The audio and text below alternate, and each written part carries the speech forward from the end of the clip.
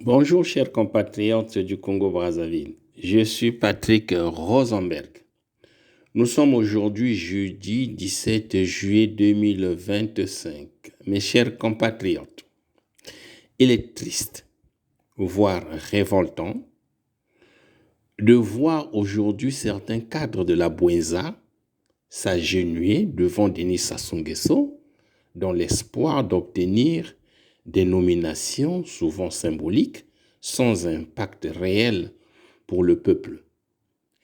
Quand ces mêmes cadres remercient Sassou Nguesso pour avoir nommé quelques-uns de leurs à des postes sans pouvoir, l'on est en droit de se demander est-ce la compétence qui est récompensée ou bien une stratégie pour manipuler l'opinion publique de la Bouenza et gagner la confiance des ressortissants de ce département. Ce n'est un secret pour personne. Une partie des cadres de la Bouenza ont joué un rôle central dans la chute du président Pascal Lissouba en 1997. Ce sont eux qui ont trahi leur propre camp en livrant des informations cruciales à Sassou Nguesso, chacun espérant en retour la promesse d'un poste de Premier ministre après le coup d'État. Leur ambition personnelle a été placée au-dessus de l'intérêt national.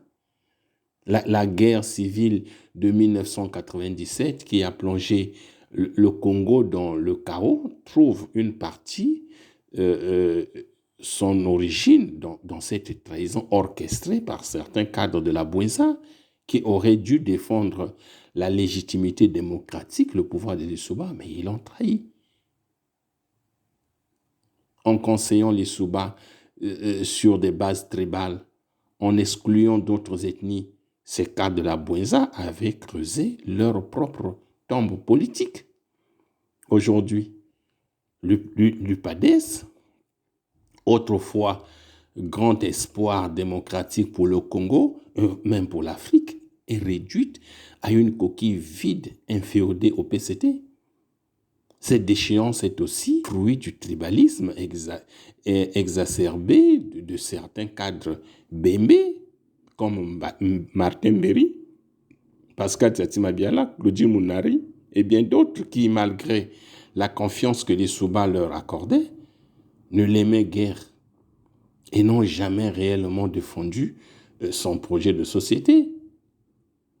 Chers compatriotes de la Bouenza mérite mieux que ces élites de lèche-bottes des Mboshi soumises, tournées vers leurs intérêts personnels et prêtes à vendre leur honneur pour une fonction.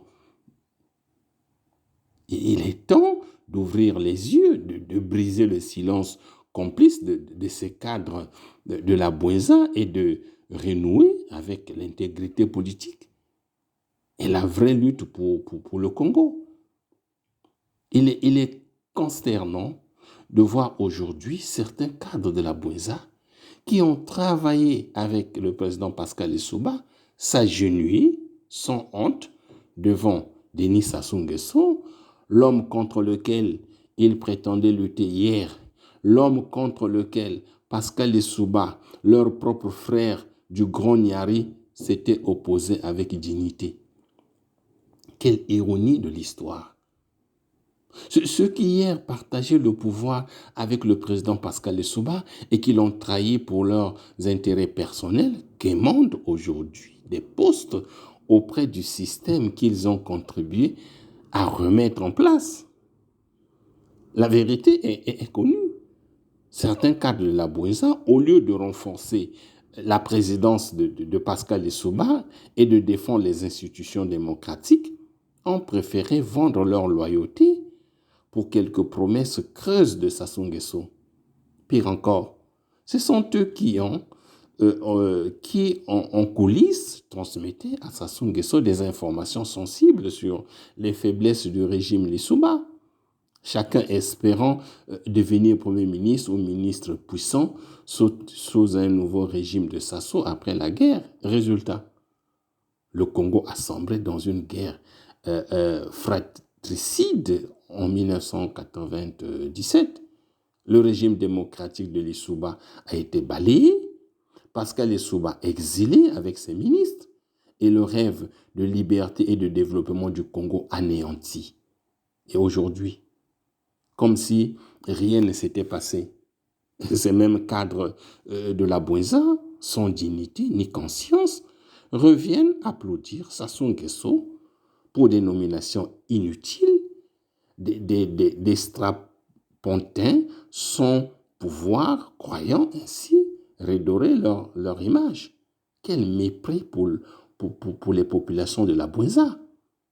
Mais l'histoire ne les oubliera pas. Hein. Leur nom restera lié à la trahison, à l'opportunisme, à l'échec d'un projet national. Mais la Bouenza mérite mieux. Le Congo mérite mieux. Il est temps que la nouvelle génération balaie ces figures corrompues de la Bouenza qui ont transformé la politique en marché de dupes et que la Bouenza reconstruise un leadership fondé sur l'honnêteté, le courage et la fidélité aux idéaux républicains. Mes chers cadres de la Bouenza, la dignité ne se monnaie pas contre des miettes de nomination. Comment peut-on comprendre que certains cadres de la Bouenza se réunissent aujourd'hui pour glorifier Denis Sassou Nguesso simplement parce qu'il a nommé quelques-uns d'entre eux à des postes de responsabilité? Est-ce un honneur ou une humiliation déguisée pour la Bouenza? Depuis quand occuper une fonction publique dans son propre pays est un cadeau présidentiel et non le fruit du mérite, de la compétence et de l'égalité républicaine? Depuis quand les fils et filles de la Bouenza doivent-ils s'agenouiller pour remercier un régime qu'ils savent profondément injuste, discriminatoire et méprisant envers le département de la Bouenza?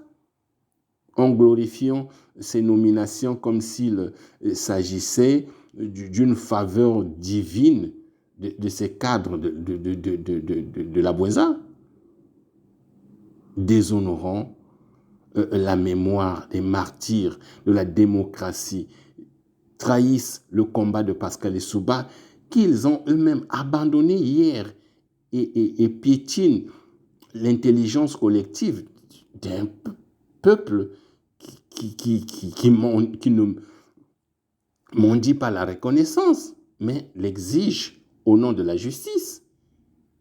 Les populations de la Bouenza ne mendient pas la reconnaissance, mais les populations de la Bouenza exigent la reconnaissance au nom de la justice parce que c'est des Congolais.